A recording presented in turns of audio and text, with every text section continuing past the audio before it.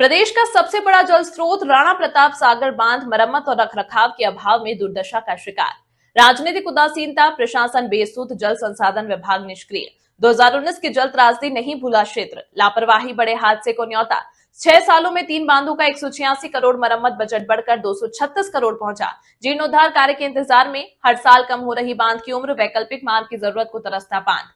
क्या कहें, औपचारिक कागजी खानापूर्ति, धरातल पर कार्य शून्य। राणा प्रताप सागर बांध केवल एक बांध परियोजना नहीं, अपितु प्रदेश की जीवन दायिनी संजीवनी बूटी है, जिसमें जल, बिजली, विकास, रोजगार और प्रदेश को आर्थिक राजस्व राशि लाभ की गारंटी योजना है।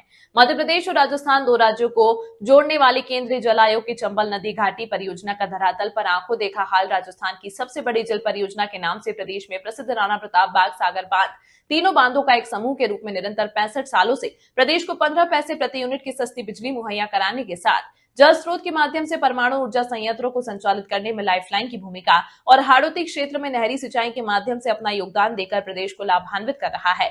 बावजूद इसके राजनीतिक, प्रशासनिक और जल संसाधन विभाग की निष्क्रियता और उदासीनता के चलते राणा प्रताप सागर बांध का रखरखाव, मुरम्मत और जीर्णोद्धार कार्य करीब कई वर्षों से आज भी अधूरा है। 2019 की भीषण अतिवृष्टि त्रासदी से लेकर 6 साल गुजर जाने के उपरांत भी मरम्मत और रखरखाव के कार्य को गति नहीं मिली।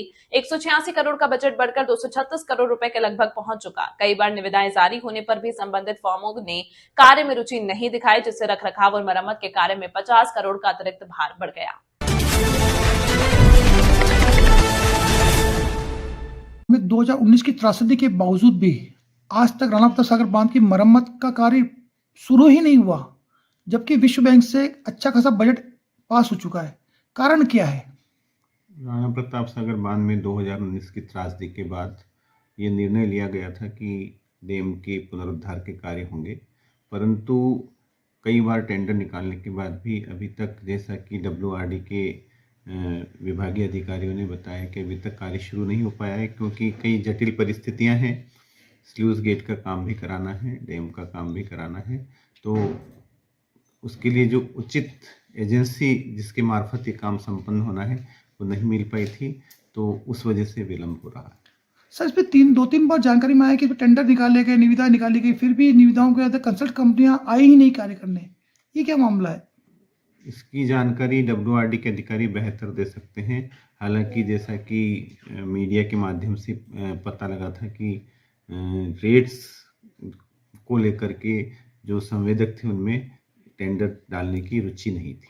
अभी भी इसमें जानकारी ये मिली कि पहले 186 CR का था, अभी 236 CR के आसपास हो गया। 50 करोड़ रुपए का मामला बढ़ चुका है। उसके बावजूद भी कहीं ना कहीं प्रशासनिक लापरवाही मान लीजिए या कमी, इस कार्य को पूरा नहीं करा पा रहे हैं। जैसे टेंडर में विलंब होता है तो स्वाभाविक है कि उसकी जो लागत है वो बढ़ती है। अब क्योंकि मसला संभवतः वर्ल्ड बैंक के पास लंबित है, तो निश्चित रूप से लागत बढ़ी ही होगी। तो सर, अभी इस पूरे काम को कराने के लिए उचित अधिकारी कौन है जिसको डिप्यूट किया गया यहाँ पे?